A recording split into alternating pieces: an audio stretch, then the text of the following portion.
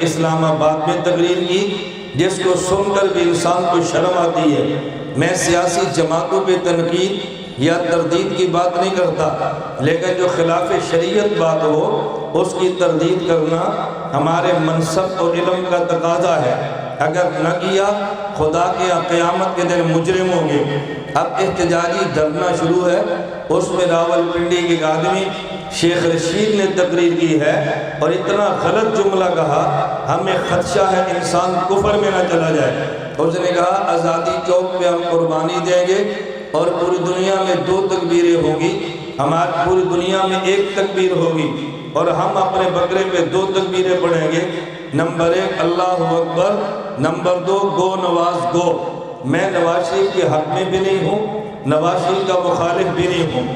ہم نہ حمایت کرتے ہیں نہ مخالفت کرتے ہیں، سیاستدانوں کا اپنا کام ہے اور مذہبی آدمی کا رہنمائی کرنا اپنا کام ہے۔ لیکن اس سے بڑا جرم کیا ہے؟ کسی انسان کی مخالفت میں اس قدر اندھا ہو جانا، اس کی عقل بھی مخالفت کرتی ہے، شریعت بھی مخالفت کرتی ہے۔ کہا جی ہم 2 تکبیریں پڑھیں گے، ایک اللہ اکبر اور ایک گو نواز گو۔ ہم نے کہا کسی کو دوڑائیں کسی کو لائیں یہ آپ کا معاملہ ہے، لیکن قربانی کے جانور کو خدا کے لیے یہ حرام ہونے سے بچائیں۔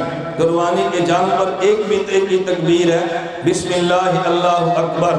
ہمارا عقیدہ ہے اللہ سب سے بڑا ہے، قربانی کے جانور پر بھی کہیں اللہ اکبر۔ اور قربانی کے جانور ذبح کرنے سے پہلے ابھی عید کی نماز پڑھیں گے۔ ذرا نقطہ آپ نے ذہن میں رکھنا ہے جو میں